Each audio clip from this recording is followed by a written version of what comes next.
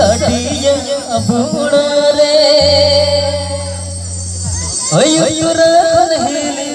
गदर गदर साडिया अबुड़ा रे गदर बगादा एमे उडू के मेले उसी उडू के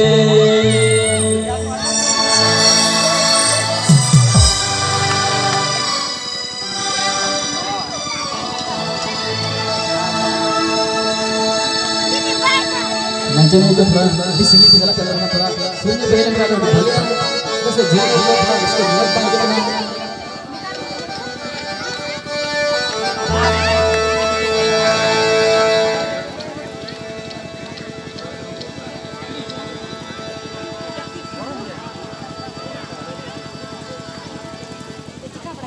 नचने को